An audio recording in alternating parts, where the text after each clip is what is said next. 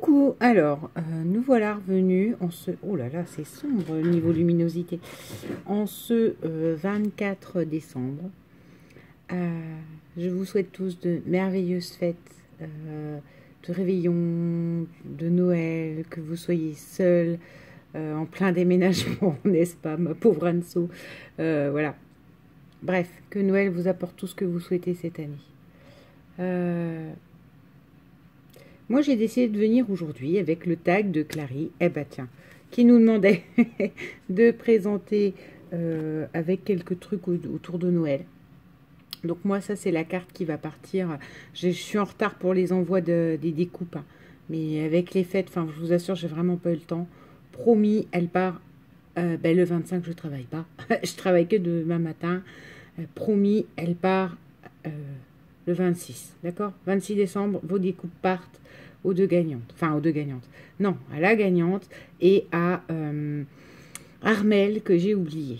Voilà, j'ai oublié de recenser. Il y a aussi Maya, que j'avais oublié, mais Maya, je vais participer à son concours, donc elle le sait, elle recevra tout à ce moment-là. Donc, je reviens vers vous pour vous proposer le tag de Clary, si tu étais le Père Noël. Voilà. J'ai réfléchi à des questions. Il y a une question qui risque d'être sensible et je ne veux heurter personne. Je vous dirai à ce moment-là, puis il faudra peut-être un petit peu avancer mon blabla, parce que c'est que mon point de vue personnel et je veux blesser personne ou décourager personne. Ce sera la seule question décourageante du tag, parce qu'après, c'est moi. Je vais probablement faire de l'humour un peu partout, sauf sur cette question-là où il y aura moins d'humour. Donc, si tu étais le Père Noël, quelle chose changerais-tu dans le monde? Je changerais la misère, parce que je ne supporte pas la misère. C'est un truc, voilà. La misère, elle est globale, hein. Ça peut être mal logé, ça peut être, voilà.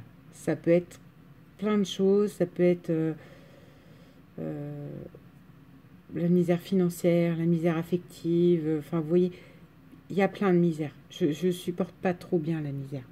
Je pense que même si j'étais riche, mais vraiment, genre, j'ai trop d'argent. Il y a des pays comme ça, je pense que j'irai pas à cause de ça. Je pense que la misère serait beaucoup trop violente pour mon petit cœur. Si tu étais le Père Noël, quelle chose changerais-tu dans ton pays? La connerie? Non, mais ça marche pas. Je changerais quelques lois. Voilà. Je veux pas m'apesantir, c'est pas forcément politique, c'est des choses qui, moi, je trouve aberrantes dans le système, et en plus en lien avec mon métier, pas forcément dans le handicap. Il y a des trucs dans la protection de l'enfance, moi, ça me dépasse. Quelle chose changerais-tu dans le monde télévisuel? Alors, la connerie. Non, mais plus sérieusement, ce que je changerais, la bêtise. Enfin, moi, je sais pas, je suis sidérée. Alors, c'est là où, par contre, je vous dis la connerie, ça se trouve, c'est moi qui commence à devenir une vieille conne. Mais que les gamins regardent, là, les ch'tis à Ibiza, les Belges à Ibiza, c'est quoi, les Marseillais à Ibiza, c'est bon, ça suffit, quoi. Puis qu'on joue sur, en plus, des clichés, quoi. C'est forcément le schnorr qui est bête, le Marseillais ou la cagole marseillaise. Enfin, c'est bon, ça suffit, quoi. Ils sont pas tous comme ça, et j'aime pas ça, et me dire, peut-être que oui, avec un certain âge, on prend du recul, mais bon, des ados qui sortent du lycée, qui regardent ça, enfin, c'est de l'abêtissement à l'état pur. Donc, pourtant, quand j'étais jeune, j'en ai regardé des téléréalités, hein. Loft et tout ça, moi, c'était, ouais, j'avais 18. Ouais, j'étais au lycée quand il y avait le Loft. Ouais, 17-18 ans. Enfin, c'était quand même pas... c'était quand même moins caricatural, et il y avait des erreurs de français aussi, mais pas aussi énormes que ce qu'on voit dans les zappings, quoi. Et ça me fait honnêtement peur pour la jeunesse actuelle, et y compris pour mes louloutes, qui pour l'instant, la première, rappelons-le, n'a que 10 ans, mais qui va baigner dans gendarmerie, quoi. Enfin non, connaissant ma belle-sœur, non, mais... Bref, si tu étais le Père Noël, quelle personnalité nommerais-tu comme lutin? Donc j'ai cherché, personnalité, je trouvais pas trop, je voyais pas trop. Donc, franchement, je me suis dit, alors quelqu'un de gentil, de naïf et de généreux, je nommerais mes nièces. Voilà. Ce serait mes nièces, ces petits lutins. Si tu étais le... Hop là. Si tu étais le Père Noël, quel cadeau refuserais-tu de distribuer? Alors, message personnel à tous ceux qui sont comme moi. Déjà, je refuserais de distribuer un cadeau d'anniversaire. Car c'est pas parce qu'on est né en décembre que son cadeau d'anniversaire est le même cadeau que le cadeau du Père Noël. Voilà. C'est le message personnel qui sert à rien parce que maintenant j'ai 40 ans, donc, enfin 39, mais ça c'est un truc, ma nièce est née le 28 décembre, j'ai toujours dit à mon frère, elle aura 2 cadeaux. Je me couperai les veines, ce que tu veux, mais jamais elle aura le même cadeau. Donc déjà, si j'étais Père Noël, mon cadeau de Père Noël, ce serait que celui-là et pas accumulé avec d'autres. 2, je ne ferai que des cadeaux qui font plaisir. Parce que, voilà, on va revenir au cadeau de mes 12 ans. Hein. La sœur de ma grand-mère, donc ma grand-tante, m'a acheté un... Non, oui, si. Son Père Noël et elle ont trouvé judicieux que pour mon anniversaire et mon Noël, j'ai un dictionnaire. Donc quand vous avez 12 ans, je vous explique pas la tronche, quoi. Et en plus, il a fallu que je m'excuse auprès de cette personne ensuite, parce que j'avais fait la tronche en voyant ce que c'était, quoi. Alors je dis pas que je voulais une Barbie à 12 ans, hein, ça peut être un jeu de société, je sais pas quoi, enfin un truc ludique, quoi. C'est quand on vous dit, waouh, joyeux anniversaire et joyeux Noël, on dit, tu te fous de moi, quoi. Et pour information, mon frère a 12 ans, son Père Noël l'a amené 3 bécherelles. Je pense que cette personne, quand on avait 12 ans, on avait le droit à un calvaire scolaire. Si tu étais le Père Noël et que tu as un gros budget pour une belle action, quelle serait-elle? Donc voilà, c'est là que passait la question 7, si vous êtes des âmes sensibles et tout ça. Hein. Alors, moi, si j'avais un gros budget pour une bonne cause, je la mettrais pour le cancer. Parce que, c'est là que mes mots vont être violents, attention, mais c'est réellement ce que je pense. Comprenez que ça vient d'une expérience familiale, d'une expérience de gens très proches. Quelqu'un que j'adorais par-dessus tout, que je considérais comme mon grand-père. C'était pas mon grand-père, hein, on est bien d'accord, mais j'avais vraiment une relation petite-fille-grand-père. Et quand il disait quelque chose, voilà, qui est parti de ça, voilà, l'an dernier, on a encore eu un décès, enfin il y a un an, il y a presque 2 ans maintenant. Oui, il y a 2 ans, c'est 2 Noël. Je mettrai tout le budget sur le cancer parce que pour moi, c'est la seule chose dont on meurt. Alors, vous allez me dire, non, il y a des phases de rétablissement, on peut enlever les organes malades, etc. Pas tous, hein, voilà. Et puis professionnellement aussi. Là, moi, j'ai eu 2 personnes en 3 ans qui sont parties de ça à mon travail. Et non. Je ne comprends pas que pour nous soigner, on nous fasse passer par des souffrances pareilles. Parce que, voilà. Alors, si c'est pour gagner 6 mois, mais dans d'atroces souffrances, c'est lamentable. Je juge pas, attention, je sais que certains d'entre vous s'en sont même sortis. Puis je veux pas critiquer les médecins, ils font ce qu'ils peuvent. Mais si j'avais un gros budget et une bonne cause, ça serait celle-là. Alors vous allez me dire, Audrey, pourquoi tu choisis pas le sida non plus? Parce que le sida, avec la trithérapie, maintenant, on en vit bien. On sait même que... Enfin, on en vit bien, ouais, c'est pas merveilleux non plus, mais... on peut même avoir des enfants. Enfin, bon, bref. Il y a des études de mener, tout ça. Enfin, ça avance. Alors que le cancer, j'ai l'impression que ça avance pas du tout. Voilà. Et puis, alors, les cancers les plus rares, voilà. Hein. En l'occurrence, moi, les 2 personnes qui sont parties à mon travail de ça, c'était des cancers très rares. Tellement très rares que c'est limite fulgurant, donc non. Enfin, non, même pas, parce qu'on avait commencé la chimio, mais bon, bref. Gros budget, belle action, le cancer. Si tu étais le Père Noël, qu'offrirais-tu au monde comme exemple d'amour? Un câlin. Je dis toujours que la seule chose... comme exemple d'amour gratuit. Je dis toujours que la seule chose de gratuite dans le monde, c'est un sourire. Sourire n'est pas une preuve d'amour. Un câlin. Il y a eu un courant des hugs américains où... Moi, je ne l'ai pas là parce que je suis déjà rentrée, j'ai enlevé ma montre et tout ça, mais ma roue de robe que je balade avec moi. Voilà. Je pense qu'un câlin, mais pas un câlin genre je te tape sur l'épaule, oh, mon pauvre gars, ça va aller. Non, non. Vrai câlin, vous savez, mais décidément. Hein. Un vrai câlin, on serre la personne, on donne quoi. On donne de l'énergie, on donne de l'amour, on donne des ondes positives. Enfin, un vrai câlin quoi. Je ne supporte pas les faux câlins. Vous me faites un faux câlin, je vous le dis tout de suite, c'est pas la peine. C'est pas la peine de me faire un câlin comme ça. Et que tu... Alors, si tu étais le Père Noël et que tu puisses formuler 3 vœux, quels seraient-ils? Pas d'enfant malheureux.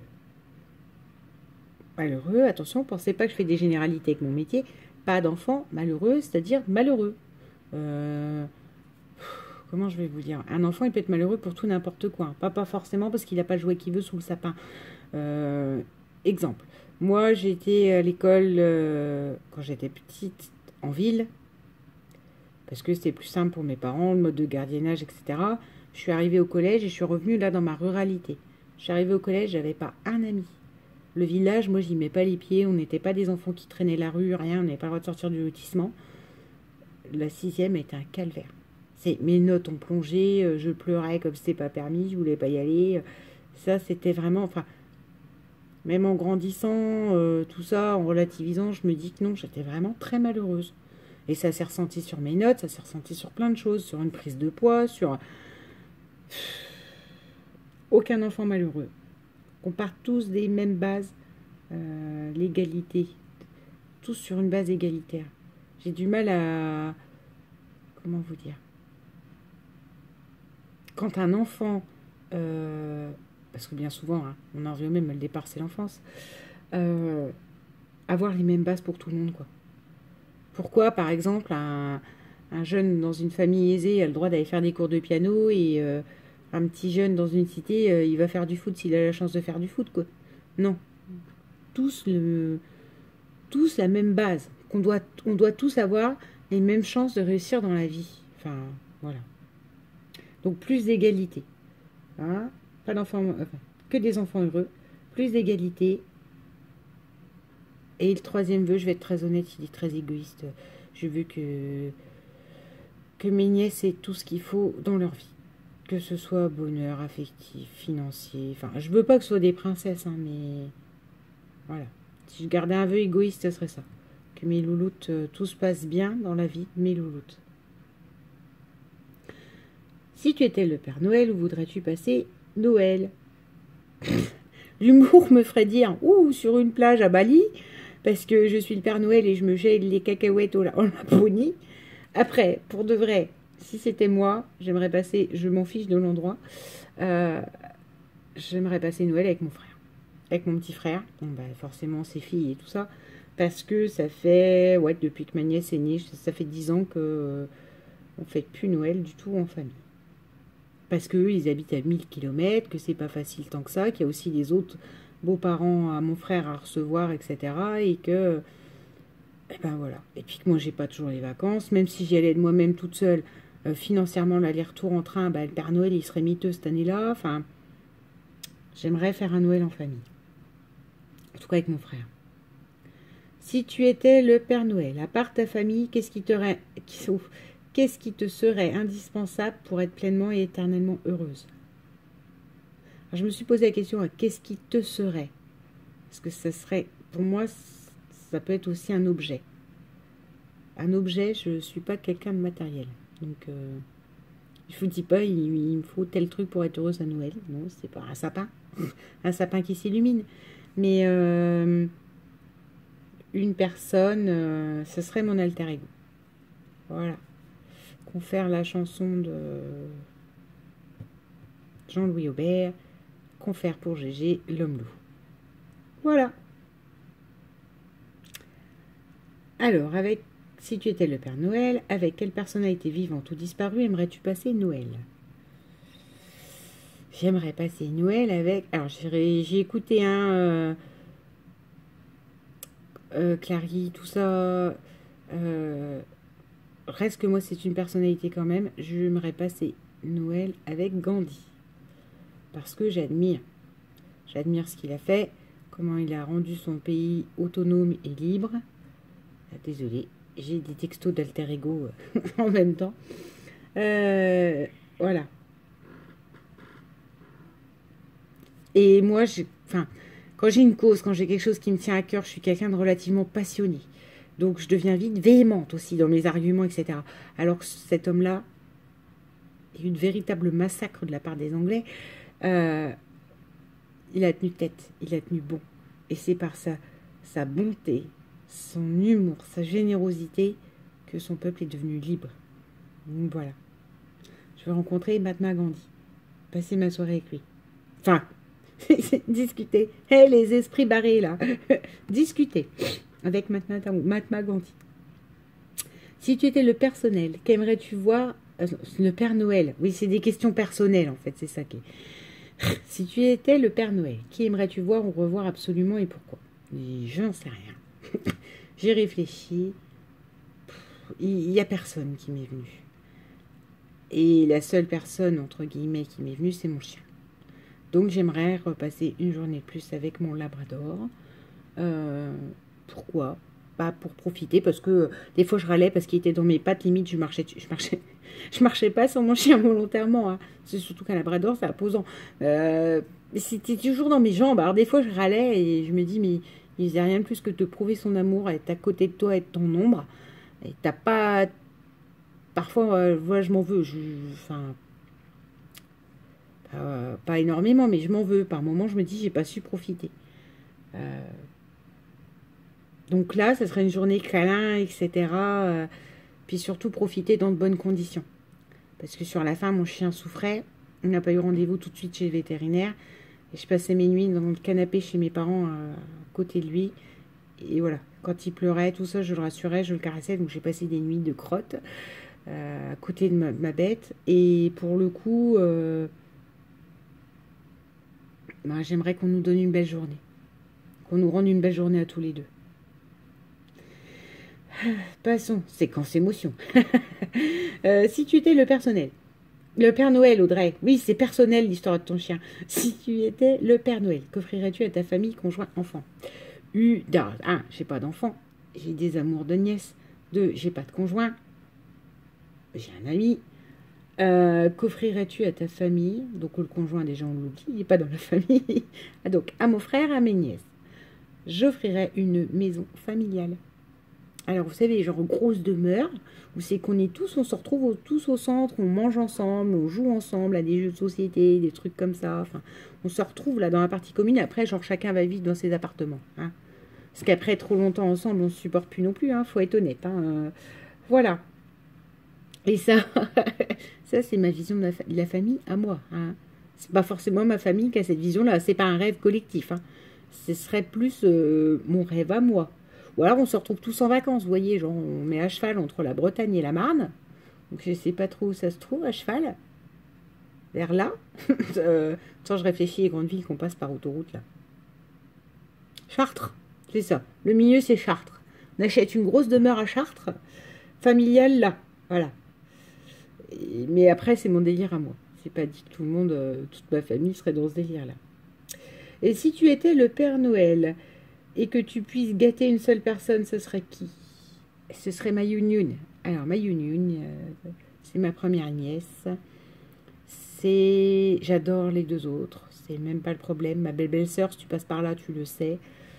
Mais ma nièce, enfin... je sais pas comment vous dire, c'est une tente peut-être de la réparation bancale là-dedans, mais ma nièce c'est moi, c'est un mini moi, c'est dans ses ressentis, elle est très émotive, tout lui tient à cœur, tout, c'est moi aussi physiquement, c'est-à-dire pas littéralement non plus, mais pour vous dire, ma mère a une photo de moi petite dans le couloir de la maison. Et où elle a fait faire par un photographe, alors genre j'ai un parapluie, un canard et un ballon dans les mains, enfin, vous voyez, un truc comme ça, une photo qui pose bien. Et quand ma nièce venait petite et qu'on lui demandait qui était dans la photo, elle disait que c'était elle. Voilà. C'est à peu près, elle avait le même âge et elle ne voit pas la différence entre elle et moi. Et c'est, oui. Enfin, il y a un truc qui se passe avec cet enfant et j'aimerais la protéger de tout quand je vois comme elle est sensible comme tout. J'aimerais tellement la gâter, et lui donner les armes que moi, on m'a pas spécialement données. Voilà, quoi. À part, sois forte et tais-toi, et pas... J'aimerais tellement la protéger, cette petite mère-là. Et la gâter aussi. Parce qu'elle va avoir mal, hein, elle va souffrir forcément, elle a que 10 ans, elle est dans sa naïveté. Hein. Le passage au collège et tout ça, là, dont je vous parlais, qui a été un calvaire pour moi, vraiment la pire période de ma vie, etc. Bref, si tu étais le Père Noël, Quel cadeau ferais-tu à une personne avec laquelle tu es en froid et que tu aimerais retrouver? Donc ça, j'ai déjà réfléchi. J'ai perdu une amie. Entièrement de ma faute. Dû une erreur par moi. Hein. Je ne suis pas... Oui, je suis gentille, rigolote et généreuse et tout ce que vous voulez, mais je ne suis pas irréprochable. M'arrive de faire des boulettes comme tout le monde. Voilà. J'ai pu en faire une. J'ai eu l'occasion de me justifier, je ne l'ai jamais fait. Parce que j'étais lâche, je ne me sentais pas de discuter, d'échanger là-dessus. Donc, je pense que ce que je ferais, c'est ça. Enfin, qu'est-ce que j'offrirais, c'est ça. Ça serait pose-moi tes questions, je t'offre mon explication, t'en fais ce que t'en veux, et je t'offre aussi mon cadeau, c'est mon plus sincère pardon. Enfin, voilà. Moi, étant adulte maintenant, enfin adulte, ça, étant, on va dire, plus âgé, prenant de l'âge, avant, à 20 ans, je vous aurais dit, non mais tu peux, ton pardon, tu te le gardes où je pense, quoi. Sauf que là, en vieillissant, un pardon sincère, moi, peut me suffire. Et je sais pas si enfin, ça suffirait. Si tu étais le Père Noël, que changerais-tu dans ta vie passée ou présente? Bah, vous voyez, même cette grosse boulette, je ne la changerais pas. Je suis pas quelqu'un qui regrette, parce que je pars du principe que mes erreurs, le positif comme le négatif, etc., c'est ce qui me construit. C'est ce qui fait qui je suis actuellement. Ça, c'est tout ce qui m'a construit. Les erreurs, les réussites, les bonnes rencontres comme les mauvaises, c'est ce qui m'a construit, c'est ce qui fait ce que je suis aujourd'hui. J'ai un de mes tatouages qui est sur ce thème-là. C'est depuis ça, je suis ça. Enfin, voilà. Voilà. Donc moi, je suis pas du genre à dire qu'est-ce que je changerais dans mon passé, parce que mon passé, c'est ce que je suis devenue. C'est ce qui fait de moi ce que je suis aujourd'hui. Donc mon passé, je le regrette pas. Il y a des trucs qui ont été douloureux, pas moins douloureux, heureux. Enfin, on a tous eu ça. Hein. Mais je regrette pas. Dans ma vie présente, qu'est-ce que je changerais? Le premier truc qui me vient à l'esprit, c'est là où je travaille. Pas mon métier, pas les gens avec lesquels je travaille, mais là où je travaille, quoi. Vraiment. Hein. Ça, vraiment, ça me pèse de plus en plus. Si tu étais le Père Noël, que changerais-tu en toi? Mon ami dit toujours, Audrey, la vie, c'est pas blanc ou noir. Mieux c'est gris. Et moi, je sais pas ça. Hein. Soit c'est bien, soit c'est pas bien. Soit j'estime que tu es quelqu'un de bien, enfin, ou ce qui arrive est bien, mais je vais pas y arriver avec cette carte. Soit c'est bien, soit c'est pas bien. Si c'est pas bien, c'est pas pour moi. Donc du coup, c'est pas je tourne mon chemin. Si c'est quelqu'un que j'estime de négative, parce que j'en ai beaucoup, je reste polie. Bonjour, au revoir, tiens, s'il te plaît, merci, je pose des questions, mes points barres. Et voilà. Après, c'est fini, c'est tranché. Gris, ça n'existe pas. Donc, il faudrait que je sois un petit peu plus dans les nuances de gris. et rebelote. Ne pensez pas aux livres que j'ai lus, que je suis allée voir au cinéma, tout ça. C'est pas le problème. Non, je suis pas à ces nuances de gris là. Dans le genre, j'en veux pas 50. Hein. Je veux pas 50 nuances de gris, moi. Ben, c'est bien. J'apprenne un peu à être un peu plus... Je ne vais pas dire coulante, parce que c'est pas une histoire d'être coulante, mais un peu moins catégorique, ça serait bien. Si tu étais le Père Noël, quel cadeau qui te semble inaccessible t'offrirais-tu? Une demeure familiale avec une piscine. Non, bah, ça c'est familial, donc on va dire si c'était vraiment purement égoïste, bah, une maison. Une maison avec une piscine, parce que moi dans la Marne, n'ayant pas les moyens d'aller en vacances à la mer, voilà. Comme ça, j'aurai l'eau, parce que j'adore nager, j'adore l'eau. Et que c'est inaccessible, parce que franchement, la banque me prête que dalle. Voilà. Si tu étais le Père Noël, qu'emporterais-tu dans ton traîneau pour la tournée des cadeaux? Du Coca-Cola ou du café? Ouais, parce que je suis accro au Coca. Enfin, j'adore, hein, c'est tout. Puis c'est de la caféine, et puis c'est du sucre. Hein, parce que avec moi, comme il faut toujours bouger, voilà. C'est pas bien, je sais, ça abîme les dents, ça abîme l'estomac, ça fait tes bourrelets, Audrey, c'est ça. C'est pas grave, voilà. Si tu étais le Père Noël, quel serait ton programme de ta journée du 26 décembre après la journée épuisante? Alors, je suis quelqu'un qui dort beaucoup, mine de rien. Parce que, comme je vous dis, je suis toujours en train d'être speed, machin, tout ça. Par contre, quand les gens vous disent en général, oh, je suis fatiguée, moi, quand je commence à dire je suis fatiguée, en fait, c'est trop tard. Je suis déjà épuisée. Hein. Il n'y a pas de... Encore une fois, il n'y a pas de juste milieu. Parce que quand je dis je suis fatiguée, en général, vous pouvez vous dire, ah, même elle est à plat et dans 5 minutes, elle dort. Après, du fait de des facilités de mon travail, genre, je travaille à 7 heures, je me lève à 5 heures du matin, je rentre, il est 2h30, et ben, je fais une sieste. Je peux faire une sieste de 2 heures, vous voyez. Enfin, je récupère très facilement. Il me faut... enfin, je récupère. J'arrive à rééquilibrer mon gros besoin de sommeil, parce qu'en gros, il faut 10 à 12 heures, moi. Donc, voilà. C'est tout.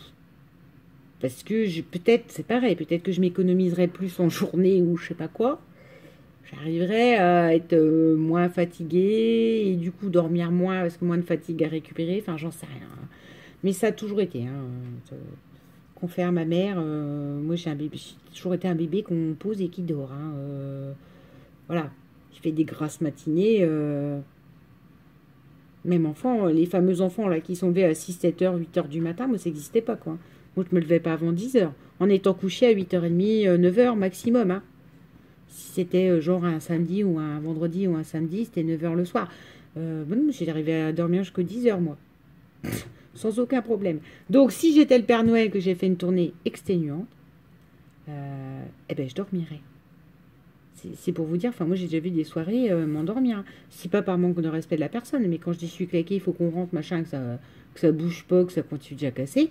Je suis pas comme ça, hein. Je mets ma main sur ma... Enfin vous voyez, je tiens ma tête avec ma main et puis je m'endors dessus. Hein. Et c'est pas pour manquer de respect aux gens, hein. C'est qu'à un moment j'arrive plus à lutter. Quand je dis je suis fatiguée, c'est trop tard avec moi. Quand je dis je suis fatiguée, c'est trop tard. C'est faut que... Voilà quoi. Faut que je rentre et que je dorme. Je suis une plaie. Bon, bah voilà, hein, c'était pour répondre à ce petit questionnaire qui, ma foi, m'a paru bien sympathique. La petite carte qui partira pour Armel après Noël, promis, le 26. Et voilà. Je vous souhaite tous de merveilleuses fêtes de Noël. Je vous donne rendez-vous demain pour la boîte aux lettres spéciale Noël que j'ai reçue d'Eternity. Et voilà. Soyez tous heureux, comblés, gâtés. Passez de très bonnes fêtes. Bisous.